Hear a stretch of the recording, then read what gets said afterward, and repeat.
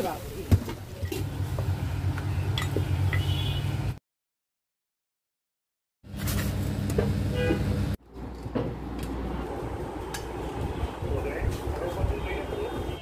মজাদার ফেনা ওঠা সকালের চা। আসসালামু আলাইকুম জি জি বলছি নিগাল নাই।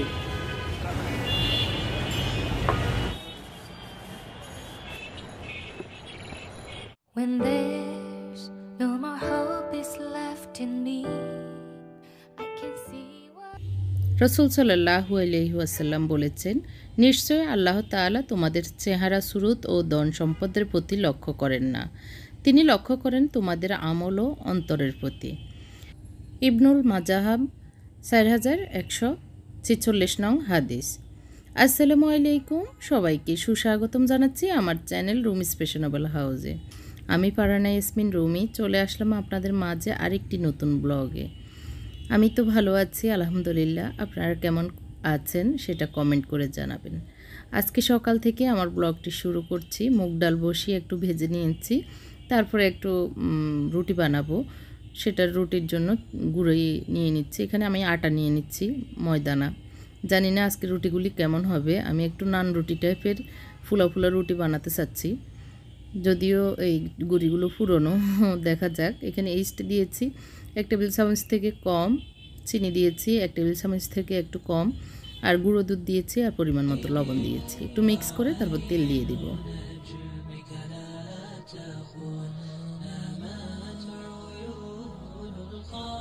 1.5 চামচের মতো তেল দিয়ে এখন আমি আবারও একটু মিক্স করে পানি দিয়ে ময়নটা করব। তার আগে ডালটা ধুয়ে নিয়েছি, ঠান্ডা হয়ে যাওয়ার পরে দিয়ে দিচ্ছি একটু আধা চামচ হলুদ, আর দিয়ে দিয়েছি লবণ, জিরা পাউডার, ধনিয়া পাউডার, দিয়ে দিচ্ছি কাঁচামরিচ পেস্ট, একটুখানি আদা আর রসুন। সব কিছু একটু মিক্স করে একটু গরম হয়ে ওঠার পরে আমি দিয়ে দিব একটু চাল কুমড়া এনেছিল, চাল কুমড়ার অর্ধেককে কুচি করে নিয়েছি, মুগ ডাল দিয়ে রান্না করে আজকে রুটির সাথে খাওয়ার জন্য এভাবে করে নিচ্ছি। এই যে চাল কুমড়াগুলিকে এভাবে কুচি করে নিয়েছি। এখন তাড়াহুড়োর ভিতরে আছি, এর জন্য আর ফুটে ওঠার অপেক্ষা না করে এভাবেই দিয়ে দিচ্ছি, কারণ প্রেসার কুকারে যেহেতু দিয়ে দিচ্ছি অল্প সময় হয়ে যাবে। তো ঢাকনাটা আটকিয়ে আমি আবারও আটা ময়ানে চলে এসেছি। হালকা কুসুম গরম পানি করে নিয়েছি ওভেনে 1 গ্লাস, তো সেটা দিয়ে এই রুটিটা মানে আটাটা করে নিচ্ছি। আমি একটু একটু পানি দিয়ে মিক্স করে করে একদম ভালো করে একটা টাইট আটা করে নিচ্ছি।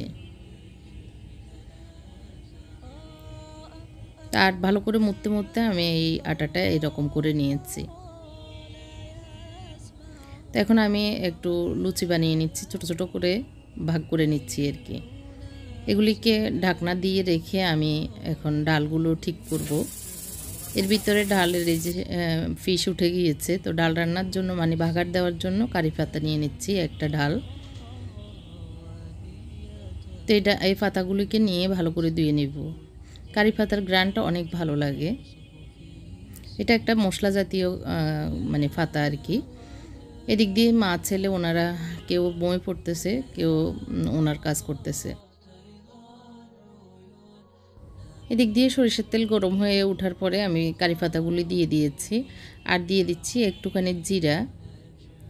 তো জিরার বক্স মানে মশলার বক্স থেকে জিরা দিয়ে দিব একটুখানি। মুগ ডালের সাথে আমার মনে হয় জিরার ফোড়নটা আমার কাছে বেশি ভালো লাগে। তো বক্সগুলি জায়গায় রেখে দিচ্ছি, কারণ একদম চুলার কাছে রেখেছি। এগুলি আগে উঠিয়ে তারপরে এই তো জিরাটা ফোড়ন হয়ে গিয়েছে, মানে একটু ভাজা হয়েছে। এরপরে আমি পেঁয়াজ দিয়ে দিয়েছি।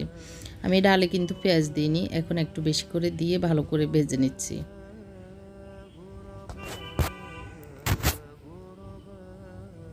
তো এই তো এর ভিতরে ঢাকনাটাও খুলে গিয়েছে, মানে হয়ে গেছে আর কি ঠান্ডা হয়ে। আর আমি এখন বাগারে দিয়ে দিচ্ছি। প্রচণ্ড গরম দুইটাই, যার কারণে ধড়াপ করে উঠেছে। তো খুবই টেস্ট হয় এইভাবে মানে চাল কুমড়া দিয়ে বা পেঁপে দিয়ে ডাল দিয়ে রান্নাটা। তো রান্নার তো হয়ে গিয়েছে, এখন গরম গরম রুটি বানাবো আর চেকে নেব। তো সেজন্য রুটিগুলো বানিয়ে নিচ্ছি। আটাটা সুন্দরই হয়েছে, রুটি ভাজাতে কেমন হয় দেখা যাক। আমি একটা বেলুন নিয়েছি এই রুটিটা বানানো, মানে নান রুটি বানানোর জন্য এই বেলুনটা ইউজ করি। এটাতে মানে ওই যে ইয়েটা নাই আর কি, র্যাক যে ইয়েটা সেটা নেই। ওই ধরনের দুইটা আছে আমার বেলুন, আর এটা একটা রেখেছি নান রুটি পরোটা বানানোর জন্য। কারণ নান রুটি এবং পরোটা বানানোতে যদি ওই রকম র্যাক উঠে দেখতে ভালো লাগে না। তাওয়াটা গরম হয়ে গিয়েছে, বেশি গরম হয় নাই প্রথমটা আর কি এখন, তো যার কারণে এটা হতে একটু সময় লাগতেছে, আর একটু মনে হচ্ছে শক্ত শক্ত রয়ে গেছে। আমি আরেকটা দিয়ে দিচ্ছি, এরকম করে সবগুলি রুটি সেঁকে নিব। এখন সেঁকতে গিয়ে দেখতেছি বেশি একটা যে ফুলার কথা ছিল, এমনি নর্মালি আটা করলে অনেক ফুলে যায় রুটি, কিন্তু আজকে আমার এটার কোনো একটা মানে রুটিতে সমস্যা হয়েছে, যার কারণে কিছু রুটি ফুলেছে, কিছু রুটি ফুলে নাই। তো কয়েকটা ফুলেছে, একদম যে সবগুলো ফুলে নাই বদনামি করব না বা রুটির বা আটার। তো কিছু কিছু ফুলেছে, কিছু কিছু এরকমই। তো যাই হোক, তবে রুটিটা খুবই টেস্ট হয়েছে, যেহেতু একটু চিনি দিয়েছি, একটু দুধের পাউডার দিয়েছি। তো আমার নাস্তা বানানো রেডি, ওনাদেরকে ডাকতেছি। মা ছেলে দুজনেই প্রস্তুতি নিচ্ছে এখন খাবার খেতে। আমার শাশুড়িকে ধরে উঠে আনার জন্য উনি উঠে গিয়েছেন, আর ওনার কি কি লেখালেখি করতেছিল সেগুলো সরিয়ে নিচ্ছে। তো আমি বেড়ে দিচ্ছি, আর টেবিল মানে রান্নাঘর থেকে আমিও রেডি হয়ে এসেছি, একবারে বসে খাবো। রুটিগুলো মোটামুটি চাকা শেষ।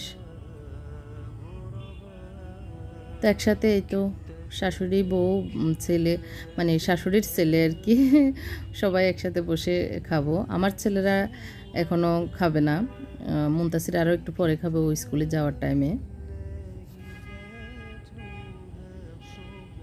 তো এই যে ডাল ভুনাটা মানে ইয়ে দিয়ে আর কি, চাল কুমড়া দিয়ে ডাল ভুনাটা আমার কাছে অনেক টেস্ট লেগেছে, খুবই ভালো লাগে এরকম রুটি দিয়ে।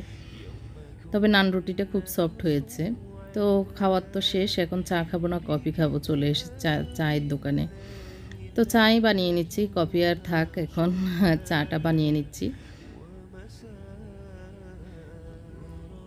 আমরা দুজন খাবো, আমার শাশুড়ি চা খাবে না। আমার বাসুর তো ডাক্তার, উনি চা সবসময় দেওয়াটা ওনার জন্য ঠিক না, কারণ না হয় ঘুম হবে না এই জন্য।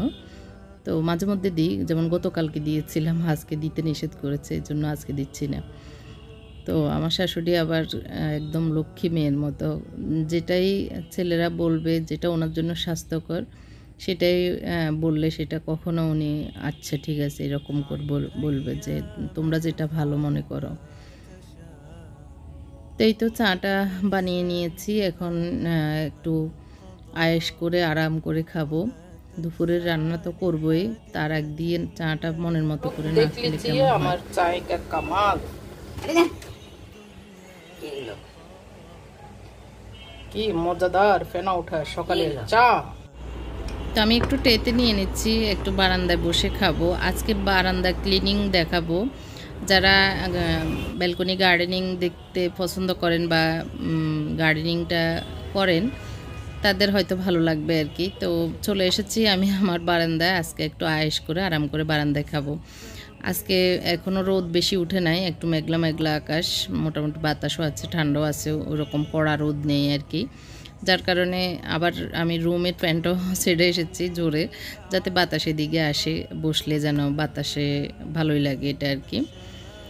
তো উনি ফোনে কথা বলতেছে, আর পুরুষদের তো একই অভ্যাস, হয় নিজেদের অফিসের কাজ ঘরে করবে, না হয় ফোনে সারাটা সময় কাটাবে। এটা তো সব পুরুষেরই মনে হয় একই কাজ। তো ফোনে কথা বলতেছে আর খুব আরাম করে আমরা চাটা খেয়ে নিচ্ছি আর কি। আলহামদুলিল্লাহ, আল্লাহ শুক্রিয়া, এইটুকু যে খাওয়ার বা এইটুকু স্থান আল্লাহ দিয়েছেন সেজন্য।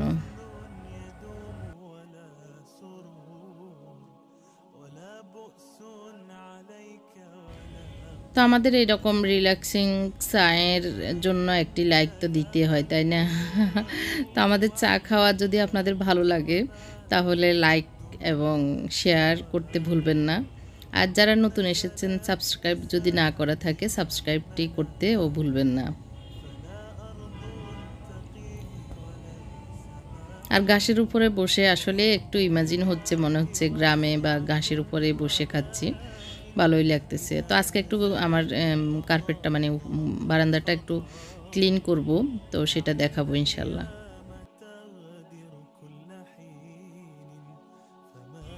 তো দুজনে বসে একটু সুন্নত পালন হলো, দুজনের চা খাওয়া হলো, সোয়াবের কাজও হলো, চাও খাওয়া হলো। তো হাজব্যান্ডের সাথে সময় দেওয়া তো শেষ, এখন শাশুড়ির সাথে বসে পান খাওয়ার সোয়াবটাও নেই।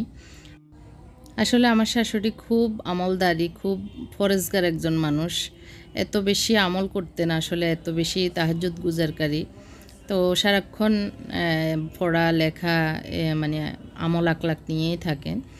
তো এখন আর আগের মতো স্মরণ রাখতে পারেন না, যে পান খাবে বা একটু মনে করে কিছু খাবে ওইটা আর মনে রাখতে পারেন না। তো আমরা বউয়েরা বা ওনার ছেলেরা সেটা মনে করিয়ে মানে করানো হয় আর কি। তো উনিও একদম ভালো মেয়ের মতো আর কি, বাধ্য সন্তান যেরকম। আমার বাসুর কিছুদিন আগেও বলতেছে যে আম্মা একদম আমাদের বাধ্য সন্তানের মতো, যখন যেটা বলি সেটা একদম সাথে সাথে করবে, মানে বুঝে যে ওনার সন্তানেরা যেটা বলে সেটাই ভালো। শাশুড়ির জন্য রান্না করেছি, যে এখন রান্না হয় নাই, ভালো করে কষানো হয়েছে আর কি, কলিজা।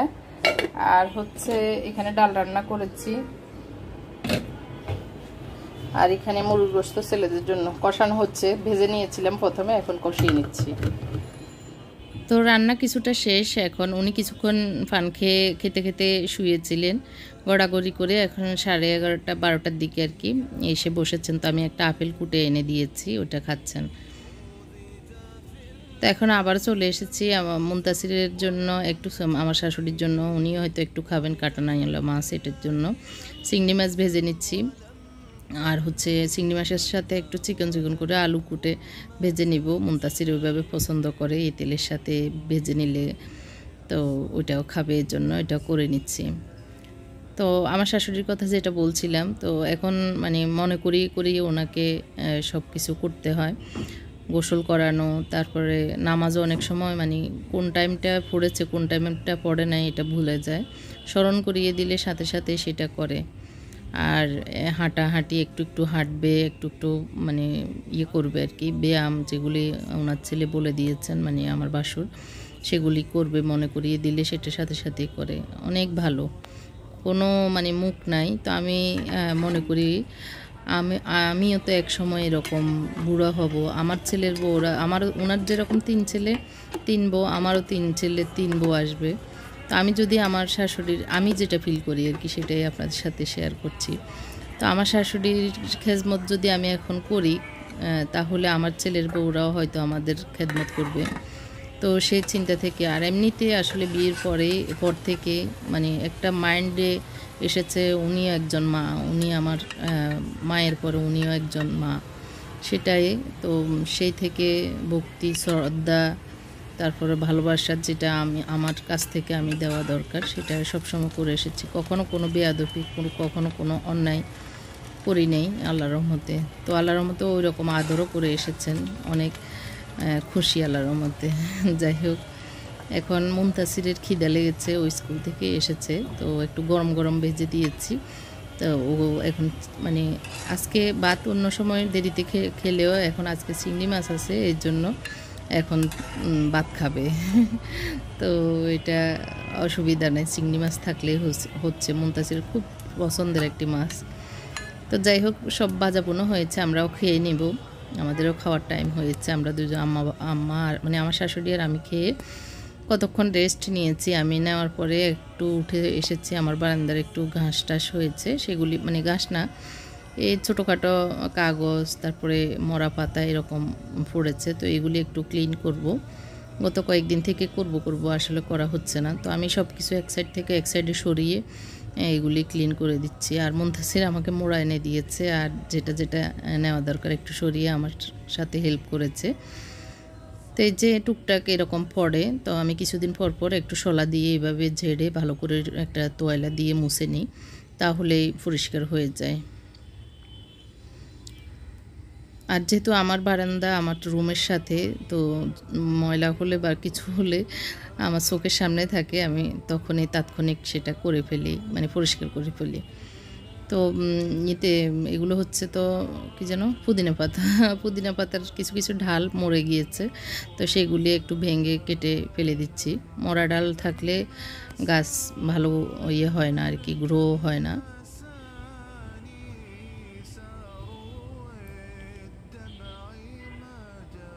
ব্যালকনি গার্ডেনিং যারা করেন তাদের তো অনেক অভিজ্ঞতা, আমার বেশি অভিজ্ঞতা নেই, তো যতটুকু পারি একটু একটু নাড়াচাড়া করি আর কি। তো আমি আমার এই সাইডের গাছ সব এই যে বাম সাইডে নিয়ে গিয়েছি, নিয়ে গিয়ে একটু একটু মানে বাগান টাইপের করে নিয়েছি। তো এটা কার্পেটের সাইড থেকে এই সুতাগুলো উঠে অনেক সময় মানে ফায়ে লেগে যায়। আর উপরের যে টুল তারপরে গ্রিল এগুলি আমি এখন মুছে নিচ্ছি, আর টপগুলো যেগুলো মোছা দরকার সেগুলি মুছে নিচ্ছি। এভাবে আমি আমার মানে বারান্দাটা আজকে ক্লিন করছি। আর আমার আপার বাড়ি থেকে আপাদের একটু ইয়েতে আর কি বাগানে কিছু ওই যে পাতাবাহারের যে গাছ, এটার নাম আসলে আমার মুখস্থ নাই, সেটা কিছু গাছ ভেঙে এনেছিলাম, তো পানি দিয়ে পলিথিনের ভিতরে গাড়িতে নিয়ে এসেছি, আল্লাহর রহমতে ভালোই আছে। তো সেগুলি আজকে বিভিন্ন টবে লাগিয়ে দিব আর কি। আর এগুলি পানিতে হয়, যার কারণে পানিতেও হয়তো লাগাবো, কিছু মাটিতে লাগাবো, এটা প্ল্যান করে নিয়েছি। তো শত কাজের মাঝেও আবার এই গাছ নিয়ে নাড়াচাড়া করাটা আরেকটা মানে আনন্দের একটা কাজ। তো এই কাজটা করতে কষ্ট লাগলেও মনে হয় কষ্ট হয় না, এরকম আর কি। তো সব কিছু ক্লিন করে মানে নিচে একটু ঝাড়ু দিয়ে এই যে এই গাছগুলি এনেছি বাড়ি থেকে। তো এখন পানিতেই ডুবিয়ে রেখেছি গোড়াটা, তো এখন বিভিন্ন পটে নিয়ে নিব। আর সিরামিকের এই পটগুলি আগের, তো যেটা এতক্ষণ মুছে নিয়েছি এটা পানি দিয়ে আমি 2-3টা গাছ দিয়েছিলাম, কিন্তু এটার নিচে তলাটা ফাটা ছিল, তো আবার ওটাকে সরিয়ে আমি প্লাস্টিকের যে বোতলগুলি ছোট ওগুলিকে মুখ কেটে মাঝখানটা রেখে আর কি পানিতে লাগিয়ে দিয়েছি। তো এইভাবে করেই আমি সবগুলো গাছ লাগিয়ে দিচ্ছি। কিছু বড় ছোট মিলিয়ে এনেছিলাম, যার কারণে ভালোই হয়েছে। এর ভিতরে আসরের নামাজটা পড়ে এসেছি, এসে এখন আবার শুরু করেছি। তো এর ভিতরে আমার সব কিছু ক্লিন করা গুছানো হয়ে গিয়েছে। তো এখন একটু বারান্দার টুরটা দিয়ে দিচ্ছি, মানে আজকে কেমন করে গুছিয়ে নিয়েছি সেটা আর কি। আজকের ভিডিওর কোনো একটা অংশ যদি আপনাদের ভালো লেগে যায় লাইকটি দিতে ভুলবেন না প্লিজ। আপনাদের লাইক আর আপনাদের একটু দেখা আমার জন্য অনেক বেশি মূল্যবান মনে করি। এই কর্নারটা এই সাইডে এরকম করে সাজিয়ে নিয়েছি। কেমন লেগেছে আজকের বারান্দাটা অবশ্যই কমেন্ট করে জানাবেন। বিদায় বেলায় আরেকটি হাদিস বলে আমার আজকের ব্লগটি শেষ করব। আপনারা বাগান দেখতে থাকুন আর আমি হাদিসটি বলি। সেই মায়ের সাথে উচ্চস্বরে কথা বলো না যে মা তোমাকে কথা বলা শিখিয়েছে। রাসূল সাল্লাল্লাহু আলাইহি ওয়াসাল্লাম বলেছেন, তোমার নিকট উত্তম ব্যবহার পাওয়ার অধিক হকদার হচ্ছে তোমার মা, তোমার মা, তোমার মা, অতঃপর তোমার বাবা। বুখারী 5971। আশা করি আমরা আমাদের মা বাবার সাথে সদাচরণ করব, উত্তম ব্যবহার করব। আল্লাহ আমাদের সবাইকে বুঝার তৌফিক দান করুক। আমিন সুম্মা আমিন। আল্লাহ হাফেজ। আসসালামু আলাইকুম।